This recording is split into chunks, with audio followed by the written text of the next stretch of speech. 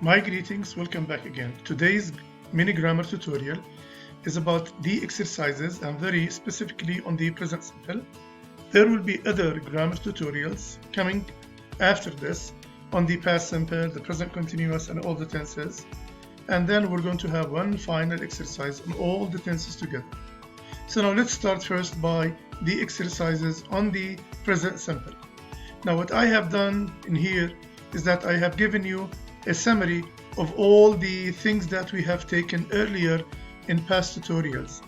Now, as you can see here, I'm referring to the pronouns he, she, it, they, we, and you, and the pronoun I, with regard to the base form, the verb to be, the verb to have, and the verb to do, and with regard whether it is a statement, a negation, or an interrogative, as you can see. So what I have done is I provided you with all the three possible alternatives: statement, okay, negative, negation, and interrogative question. Also for the pronouns they, we, and you, again, as you can see, I would like to draw your attention to the pronoun I, especially in the interrogative case. Whenever you say I have a car, when I ask you, do you have a car? Do you have a car? I do my homework. Do you do your homework? You don't ask yourself by saying, do I do my homework? Do I have a car? That doesn't make sense. Now what I'm going to do right now is that I'm going to go through the sentences, and as you can see there is no camera because it will make it hard for you to go through the exercises. It will cover the sentences. Now what you have to do basically is to read each sentence. I will highlight only the subject and then go immediately to the verb. All that you have to do is to figure out the relation, the agreement between the subject and the verb, whether it is in the negative, as you can see, statement, negative, and question.